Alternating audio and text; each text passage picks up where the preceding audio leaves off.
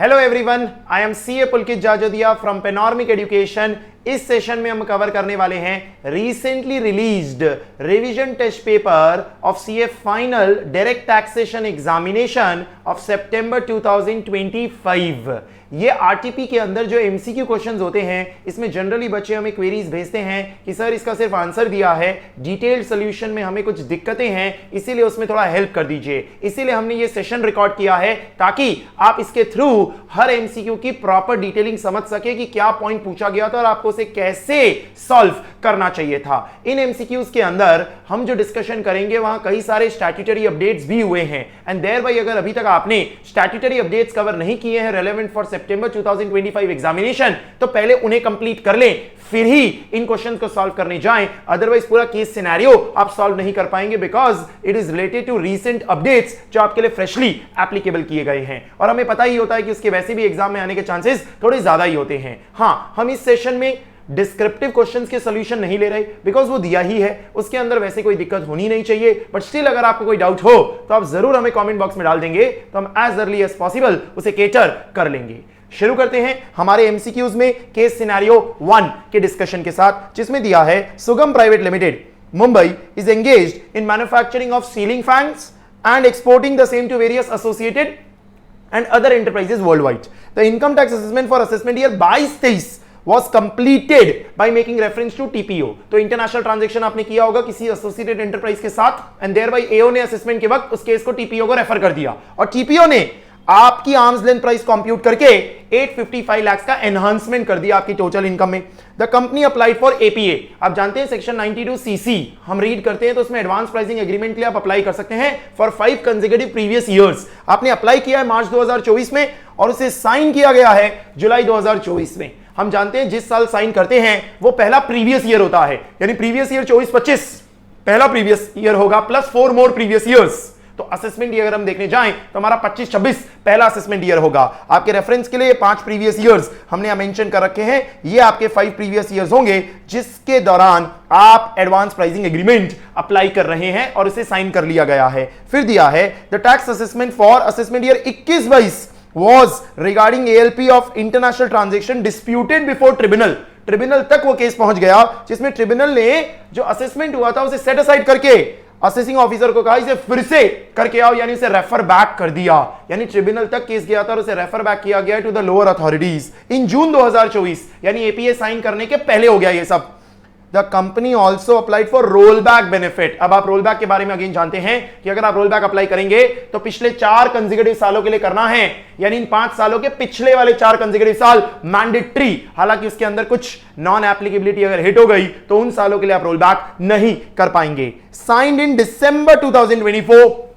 Again ये signing की date बड़ी इंपॉर्टेंट होती है क्योंकि यहीं से आपके वो मॉडिफाइड रिटर्न फाइल किए जाते हैं, इसीलिए दिसंबर 2024 अगेन एक रेलेवेंट डेट होगी हमारे लिए। If the APA is applied the ALP determined for assessment year 22-23 would get enhanced by 580 as against 855 lakh which was determined by TPO। हम जानते हैं अगर आप रोल बैक करते हैं एपीए और इसीलिए तो आप रोल बैक करते हैं कि जो एनहांसमेंट हुआ होगा किसी असेसिंग ऑफिसर द्वारा, कोई असेसमेंट ऑर्डर फाइनलाइज भी हो गया होगा, तो भी एडवांस प्राइसिंग एग्रीमेंट के तहत जो कैलकुलेशन आई होगी उसे आप यूज कर लेंगे एंड देयर बाय 855 लाख की जगह 580 लाख का असेसमेंट होगा, यानी एनहांसमेंट होगा तो आप ही का फायदा होगा। तो 4 रोल बैक वाले साल कौन से हैं, पहले तो उन्हें आइडेंटिफाई कर लो। तो सर ये वो 4 आपके रोल बैक वाले साल हो गए, असेसमेंट ईयर 24-25, 23-24, 22-23 और 21-22, जिसमें ध्यान दें आप 22-23 और 21-22 के रिलेटेड आपको कुछ स्पेशल कंटेंट दिया हुआ था। 22-23 के रिलेटेड कंटेंट क्या दिया था कि असेसमेंट हुआ था सिर्फ, और 21-22 के रिलेटेड कंटेंट क्या दिया था, असेसमेंट हुआ होगा, फिर वो सीआईटी अपील में गया होगा और उसके बाद वो आईटीएटी में गया होगा और आईटीएटी ने उसे वापस फ्रेशली असेस करने को बोला है। इतना कंटेंट हमने रीड किया, इसके बेसिस पे हमें कुछ क्वेश्चंस दिए हैं वो हम कर सकते हैं। पहला क्वेश्चन हमें दिया है for which of the following assessment year can the company validly claim roll back benefit. आप रोल बैक बेनिफिट कौन से सालों के लिए क्लेम कर सकते हैं, आपको अलग अलग ऑप्शंस दिए हैं जिसमें जो 4 साल पॉसिबल हैं वो हमने लिस्ट डाउन कर लिए। जिसमें ये तो क्लियर है सर कि असेसमेंट ईयर 24-25 की कोई दिक्कत नहीं है, असेसमेंट ईयर 23-24 की भी कोई दिक्कत नहीं है, लेकिन 22-23 और 21-22 के रिलेटेड कुछ कंटेंट दिया जो इंपॉर्टेंट है, जिसके अंदर हम पहले 22-23 वाला साल देखें तो ऐसा बोला है खाली असेसमेंट हुआ है। सर तो खाली असेसमेंट होने से कोई प्रॉब्लम नहीं है, आराम से ट्रांसफर प्राइसिंग के प्रोविजंस आप अमेंड कर सकते हैं यूजिंग रोल बैक, उसमें कोई दिक्कत नहीं है, यानी असेसमेंट ईयर 22-23 भी बड़ा स्मूथली हो जाएगा, ये 3 सालों में तो दिक्कत ही नहीं है। सबसे क्रिटिकल सर ये आपका असेसमेंट ईयर 21-22 है, और ये बड़ा खतरनाक पॉइंट पूछा है इसके अंदर। अगर आपने बहुत केयरफुली सर्कुलर के पॉइंट्स भी नहीं पढ़े होंगे रोल बैक रीड करते वक्त, तो असेसमेंट ईयर 21-22 में आप गड़बड़ कर देंगे। आपको ये पढ़ाया जाता है कि अगर ट्रिब्यूनल ने कोई ऑर्डर पास कर दिया तो उसके बाद उसके रिलेटेड रोल बैक नहीं हो सकता उस पर्टिकुलर असेसमेंट ईयर के related. The reason was tribunal is the final fact finding authority and when the order has been finalised by the tribunal, तो उसके बाद रोल बैक करके आप उसे बदल नहीं सकते, वो फाइनलाइज हो जाएगा। लेकिन जब हम सर्कुलर के अंदर कुछ क्लैरिफिकेशंस रीड करते हैं with regard to roll back, तो वहां यह बात क्लियर की होती है कि अगर ट्रिब्यूनल ने ऑर्डर पास यह किया होगा कि इसे सेट असाइड किया गया है to be taken care by the lower authorities in entirety, यानी कि ट्रिब्यूनल ने कोई ऑर्डर ही नहीं पास किया, उसने तो बोला असेसमेंट फिर से करके आओ और अपने डिस्क्रिप्शन पे करके आओ, हम इंटरफेयर नहीं करेंगे, तो ऐसी सिचुएशन में ऐसा माना ही नहीं जाएगा कि फाइनलिटी हुई है उस ऑर्डर की एंड देयर बाय वहां भी रोल बैक पॉसिबल है। इसका मतलब सर रोल बैक 21-22 के लिए भी हो सकता है, कोई दिक्कत नहीं है। यानी जो आपका फर्स्ट एमसीक्यू पूछा गया उसका आंसर हो जाएगा ए, असेसमेंट ईयर 21-22, 22-23, 23-24, 24-25 चारों सालों के लिए पॉसिबल है। अगर आपको सिर्फ ध्यान दिलाना हो तो आपके रेफरेंस के लिए ये देखो, हमने बुक में जब इसे रीड किया था तो यहां एक स्टेटमेंट दिया हुआ है, however if ITAT has not decided the matter and only set aside the order for fresh consideration by the lower authorities with full discretion at their disposal, the matter shall not be treated as one having reached finality and hence benefit of rollback can still be given. ये point हमने read किया होता है, वही बात हमने यहां पर डिस्कस कर ली। ये हमारा पहला एमसीक्यू हो गया। दूसरा एमसीक्यू हमें दिया है, what is the time limit for filing the modified return in respect of roll back years. Roll back वालों के लिए पूछा है, रेगुलर वालों के लिए नहीं। तो हम जानते हैं 3 months from the end of the month, जिसमें एग्रीमेंट साइन होता है। अब सर एग्रीमेंट तो यहां 2 साइन हुए हैं, एक आपका 5 सालों वाला हुआ होगा और एक आपका पिछले 4 साल के रोल बैक वाला हुआ होगा। जिन 4 साल के लिए आप एलिजिबल है हमने देख लिया, तो वो कहां से गिनेंगे आप, दिसंबर 2024 से गिनेंगे। तो दिसंबर 2024 के एंड पे आएंगे तो 31/12/24 प्लस 3 months करेंगे, तो 31/3/25 इज द डेट। इस डेट तक आपको मॉडिफाइड रिटर्न फाइल करने पड़ेंगे उन 4 सालों के लिए जिनके लिए आप रोल बैक का बेनिफिट क्लेम कर रहे हैं। इसका मतलब अगर हम ऑप्शंस देखने जाएं तो आपका आंसर बी हो जाएगा, with in 3 months from the end of the month in which the roll back agreement was signed, that is 31st of March 2025 आपका आंसर हो जाएगा। बाकी ऑप्शंस ऑफ कोर्स आपके गलत हैं। तीसरा क्वेश्चन पूछा है, विच of the following statement is correct regarding adjustment of arms length price for assessment year 22-23। Assessment year 22-23 के रिलेटेड पूछा है, जिसके रिलेटेड असेसमेंट ऑर्डर आया था और कुछ नहीं हुआ था। तो अगर आप उसमें रोल बैक करेंगे तो इसमें से कौन सा करेक्ट है। आपको बोला है ALP एडजस्टमेंट 855 लाख की रहेगी, as adjustment based on 580 lakhs results in reducing the total income of the company compared to TPO's adjustment of 855 lakh disqualifying the rollback। Sir disqualify थोड़ी होगा, एक्सेप्ट होगा, क्योंकि हम जानते हैं कि रोल बैक करने से अगर आपको बेनिफिट मिल रहा है तो आपको बेनिफिट दिया जाएगा। सर आपकी टोटल इनकम रिटर्न इनकम से नीचे नहीं जानी चाहिए। अगर रिटर्न इनकम से भी नीचे चली जाती है because of applying role back, तो उस साल का आप रोल बैक नहीं कर सकते, अदरवाइज तो आप रोल बैक आराम से कर सकते हैं। तो देयर बाय ए ऑप्शन तो आपका पक्का गलत है। दूसरा, ALP adjustment of 580 lakhs has to be made even though it is less than TPO का original adjustment since it does not reduce the total income as declared in the return of income। ये absolutely correct लग रहा है, इसमें कोई दिक्कत नहीं है। ALP adjustment has to be made for assessment year as rollback cannot be applied, गलत। ALP adjustment has to be made as ALP is already determined, गलत। ये सारे गलत पॉइंट्स हैं, आपका बी पॉइंट करेक्ट है। ये 3 क्वेश्चंस जो हमने अभी जितना कंटेंट रीड किया उससे हमने सॉल्व कर लिया। ये सब आपके ट्रांसफर प्राइसिंग के roll back related section 92 CC और सर्कुलर रिलेटेड पॉइंट्स थे आपके। उसके बाद आपको केस सिनेरियो में और क्या दिया है, Sugam private limited has an associated enterprise by name Fibre INC in Australia. एक और कंपनी है फाइबर INC जो उसकी एसोसिएटेड एंटरप्राइज है। Fibre INC wants to appoint an agent in India. Fibre INC India में एक एजेंट अपॉइंट कर रहा है to procure raw materials from India for the purpose of manufacturing of its products in Germany. Germany में सामान बनाएंगे, उसके लिए इंडिया से रॉ मटेरियल खरीदने के लिए एक एजेंट अपॉइंट किया है। The person entity so appointed would be authorized to enter into contract on its behalf after negotiation with supplier। वो सप्लायर के साथ नेगोशिएट वगैरह करेंगे और उसके बेसिस पे कॉन्ट्रैक्ट्स एंटर करेंगे to procure raw material from India, ताकि मैन्युफैक्चरिंग कहां की जा सके, जर्मनी में। ये सब कौन करवाने वाला है, फाइबर INC, जो कि सुगम का क्या है, एसोसिएटेड एंटरप्राइज। इतना कंटेंट देके इसके रिलेटेड आपको एक MCQ पूछा गया है, in which of the following instances business connection would not get established for fiber INC in India. यानी कि आपको अलग अलग केसेस बना के दिए, बताओ इनमें से कौन सा बिजनेस कनेक्शन नहीं होगा।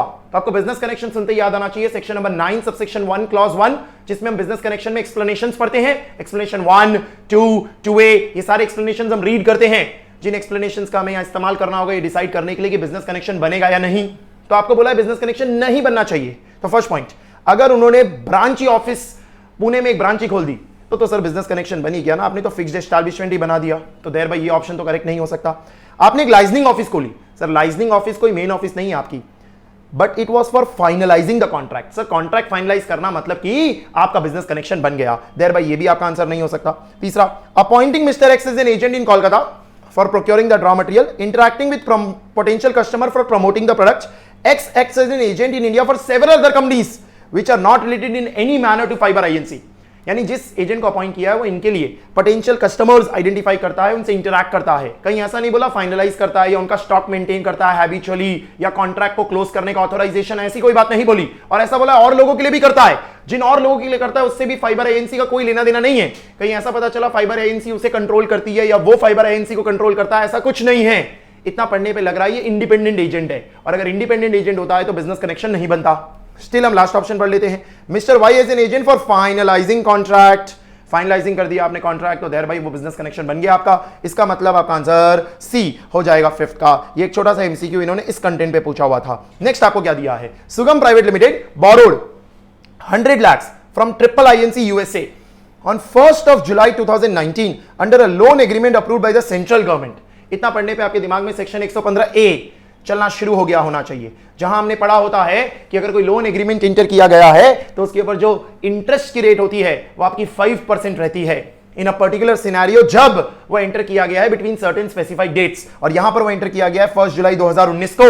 तो ये बोरोइंग के ऊपर जो इंटरेस्ट होगा उस पर 5% की रेट उस नॉन रेसिडेंट या फॉरेन कंपनी के लिए एप्लीकेबल की जाएगी 115A के अंदर।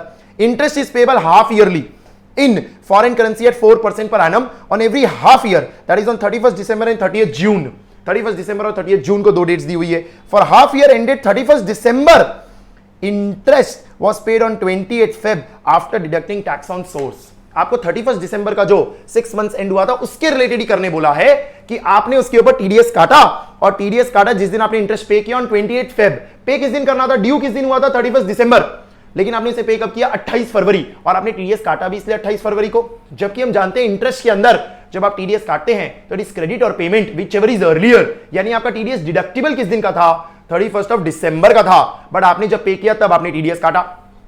इतना कंटेंट दिया है हमें, और उसके बेसिस पे टीटी बाइंग रेट्स वगैरह प्रोवाइड की हुई है अलग अलग डेट्स की, क्योंकि लोन इज इन डॉलर्स ना, तो उसको कन्वर्ट करना पड़ेगा ना रुपी के अंदर, इसीलिए ये सब रेट्स आपको प्रोवाइड किए हैं। इतना बोलते ही आपको रूल 115 याद आया होना चाहिए, कन्वर्जन्स करने के लिए अलग अलग इनकम्स की जिसपे टीडीएस वगैरह लगा होता है, जिसमें एक प्रोविजो भी हम पढ़ते हैं, उसके लिए रूल 115 हमें रीड करना होता है। तो पहले देख लेते हैं क्वेश्चन ने हमें पूछा क्या है, how much is the amount of tax deductible on 28th of Feb 2025।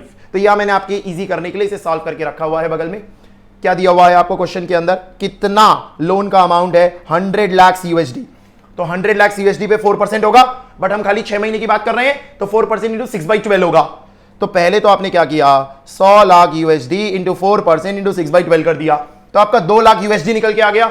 2 lakh USD का इंटरेस्ट निकल के आया फॉर 6 months, जिस 2 लाख USD के ऊपर हम टीडीएस और टैक्स कैलकुलेट करने की बात कर रहे हैं। तो सर इस USD को रुपी में लाना होगा, रुपी में लाने के लिए हमें कन्वर्जन रेट चाहिए, कन्वर्जन रेट चाहिए, वो हमें प्रोवाइड की हुई है sir. TT buying rate of SBI हमें प्रोवाइडेड है, बट वो अलग अलग डेट्स की प्रोवाइडेड है, तो हमें सही डेट उठानी है कि कन्वर्जन के लिए सही डेट क्या होगी। तो उसके लिए आप रूल 115 पढ़ते हैं।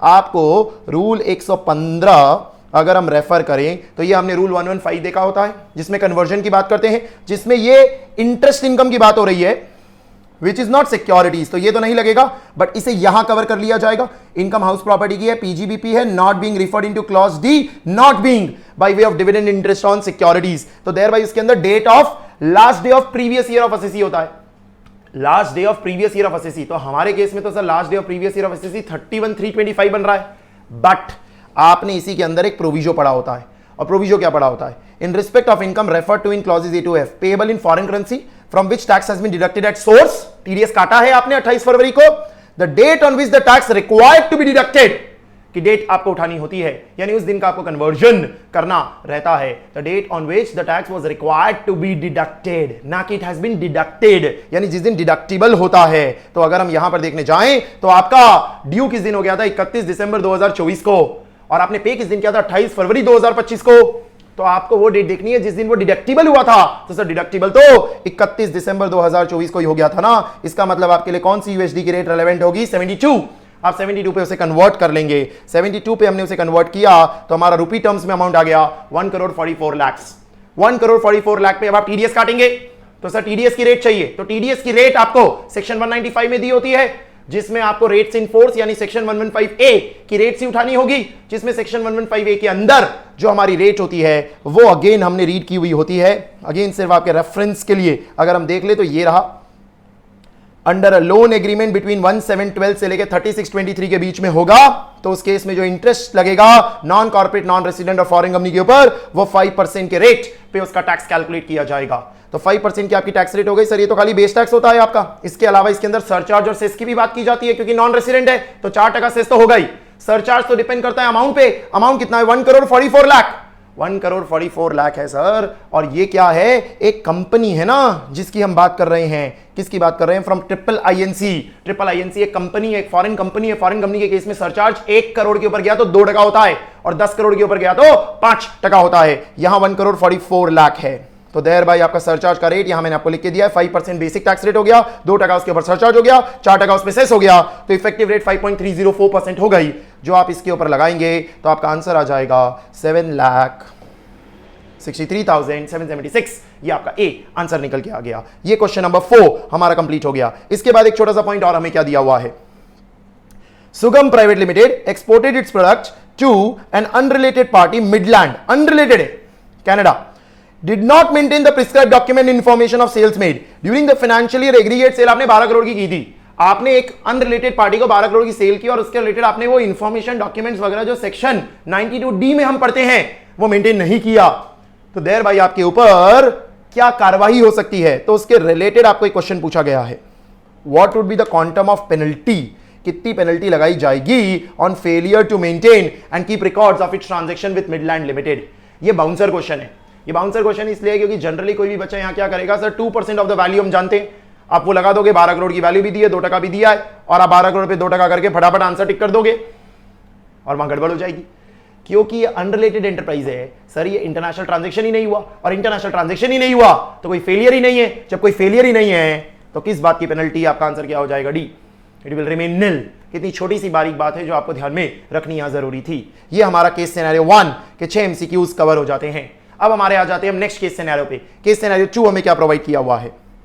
Timely payment limited is engaged in manufacturing and distribution of clocks and watches. It has committed multiple offences over different financial year, और उसकी डिटेल्स प्रोवाइड की है। ये आपके रीसेंट स्टैट्यूटरी अपडेट के रिलेटेड है। हमने एक रीसेंट अपडेट पढ़ा हुआ है 17 अक्टूबर 2024 से कंपाउंडिंग ऑफ ऑफेंसेस की नई गाइडलाइंस आई है। काफी डिटेल में हमने इसे कवर किया। अगर अभी तक आपने नहीं देखा है तो पहले वो देख लें, फिर ही आगे कंटिन्यू करें इस वीडियो को। हमें अलग अलग डेट्स पे प्रोवाइड किया है, अलग अलग एक्टिविटीज हुई है। ये सब नई गाइडलाइंस आने के पहले हो गई है। कुछ कंपाउंड हो गई है, कुछ रिजेक्ट हो गई है, कुछ पेंडिंग है, और फिर कुछ नई एप्लीकेशंस आपने किए कंसोलिडेटेड। ध्यान है आपको, सिंगल एप्लीकेशन 25,000 की फीस होती है और कंसोलिडेटेड एप्लीकेशन 50,000 की आपकी फीस होती है। और फिर एक और न्यू एप्लीकेशन, सिंगल एप्लीकेशन भी आपने अलग से किया है। नीचे दिया है all dues have been paid before filing application. करना ही होता है आपको। एप्लीकेंट ने सारी अंडरटेकिंग भी दे दी है कि मैं अपील वगैरह नहीं करूंगा, उसकी अंडरटेकिंग दे दी है उसने।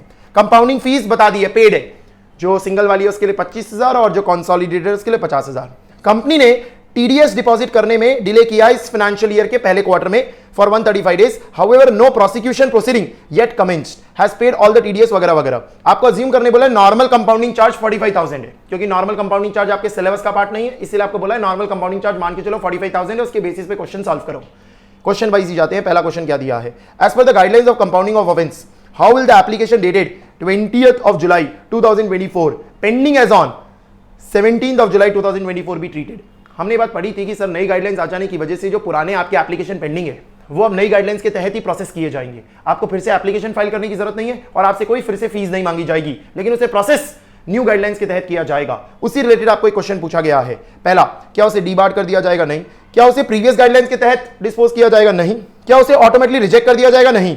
आंसर आपका सी हो जाता है, उसे फर्स्ट एप्लीकेशन माना जाएगा under revised guidelines and no fees is required to be paid, क्योंकि आपने जो भी एप्लीकेशन किया उसे फर्स्ट ही माना जाता है, चाहे आपने उसे कितनी बार भी किया हो, फर्स्ट एप्लीकेशन माना जाएगा और फिर से कोई फीस पे करने की आपको जरूरत नहीं है।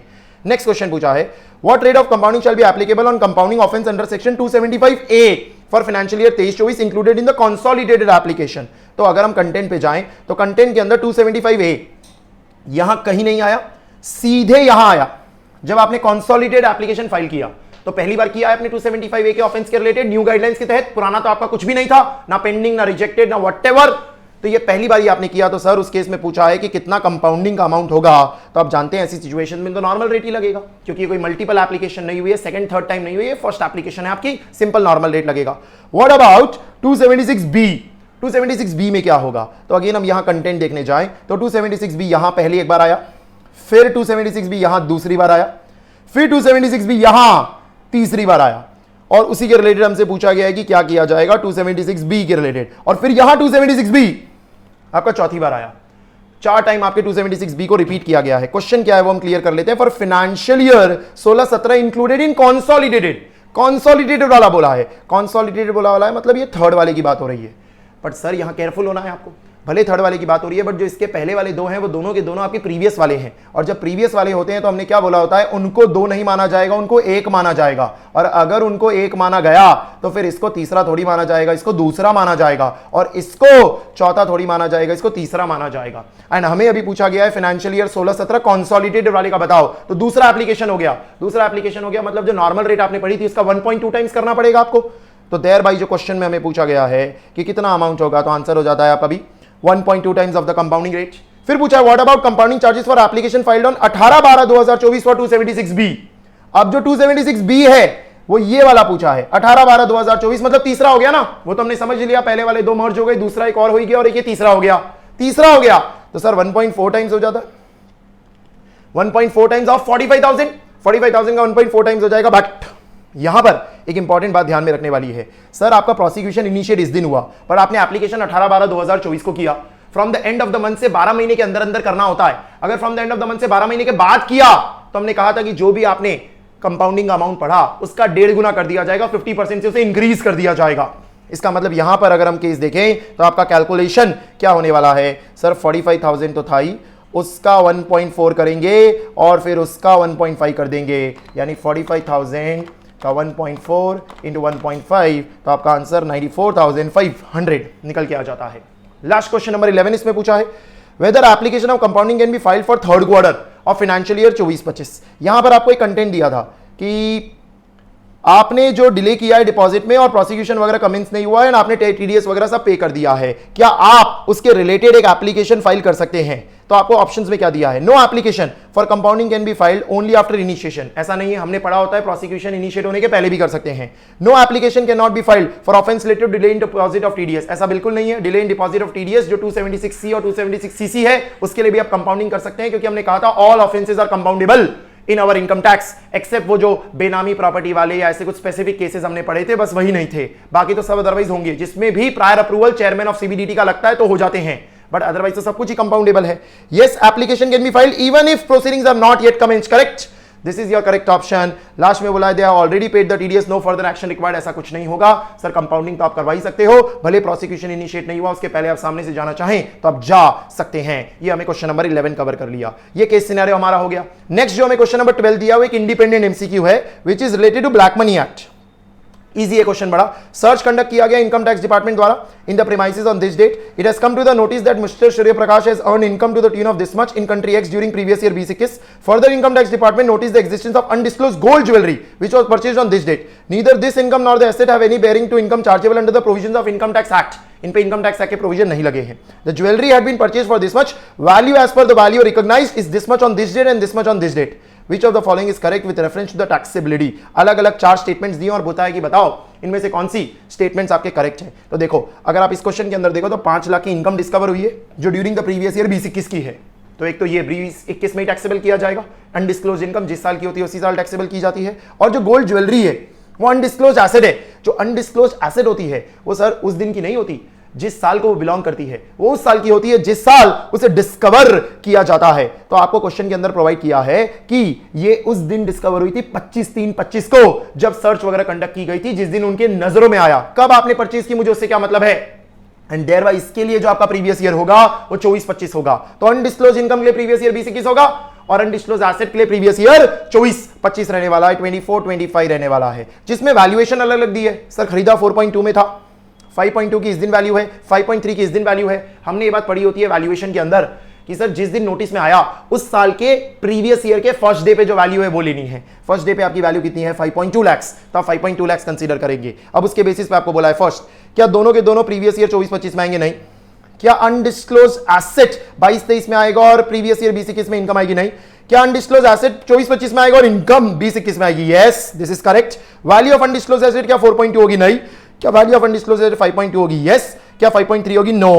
तो आपका करेक्ट स्टेटमेंट 3 और 5 दिखाई दे रहे हैं, 3 एंड 5 दिखाई दे रहे हैं, तो आपका आंसर क्या हो जाएगा? C. That is the question number 12 जो आपके ब्लैक मनी एक्ट से पूछा गया है। और अब एक last MCQ question, question number 13, Peacher Peachy limited Singapore, FII पढ़ते ही दिमाग में 115 एडी आ जाना चाहिए आपके। Is a subsidiary company of Zoom limited based on UK. Peacher Peachy limited commenced its activity from this date 1st December. On 31st March it earned short term capital gain of 70 lakhs on transfer of listed share. इतनी बातें पढ़ने पे 115 EAD के अंदर आपको ध्यान में आ जाना चाहिए कि सर 23 जुलाई 2024 या उसके बाद का ट्रांसफर है या उसके पहले है, तो उसके हिसाब से 15% या 20% की रेट एप्लीकेबल की जाती है। आपको पूछा है how much is the tax payable on short term capital gain on ₹70 lakh, तो सर 70 लाख के ऊपर आपको 20% लगाना है। पर ध्यान रखना टैक्स पेएबल पूछा है तो 4% का सेस भी तो होगा आपका, यानी कि 20 पे 4% 20.8% हो जाता है, तो हमारे 70 लाख पे 20.8% आपका आंसर हो जाएगा 14,56,000। सिंपल, क्योंकि जो आपकी ट्रांसफर डेट है वो 31 मार्च 2025 है, तो देर भाई हमने 20% लगाया। नई रेट अगर 23 जुलाई 2024 के पहले होती तो उस केस में हम पुरानी रेट 15% लगाते, क्योंकि इस प्रीवियस ईयर के अंदर तो आपको ध्यान में रहना होगा ट्रांसफर डेट आपकी क्या प्रोवाइड की हुई है। तो ये 115 एडी के अंदर हमने ये रेट्स पढ़ी होती है, वही हमने सीधे सीधे एफआईआई के केस में एप्लीकेबल कर दी, जो कोई अलग थोड़ी है। जो 111A में आप पढ़ते हैं वही तो आपको ध्यान में रखना होता है, कुछ अलग इसमें हमने नहीं देखा। This was your 13th MCQ। With this we have completed all the MCQs given in your revision test paper। जैसा हमने कहा डिस्क्रिप्टिव क्वेश्चंस डिस्कस नहीं कर रहे हैं, उसके आंसर्स प्रॉपर डिटेल में दिए हुए हैं। स्टिल आपको क्वेरी हो तो आप हमें पूछ सकते हैं। ऐसे ही अगर आपको कुछ और सेशंस की नीड फील हो जो आप चाहें कि हम कवर करना चाहें, तो हम उसे भी कवर कर सकते हैं। जरूर हमें कमेंट बॉक्स में बताएं, या इनमें भी कोई क्वेरी हो तो जरूर पूछें। एज अर्ली एज पॉसिबल हम आपको असिस्ट करने की कोशिश करेंगे। ऐसे ही सेशंस के साथ फिर मिलेंगे। Till then take care, have a nice day.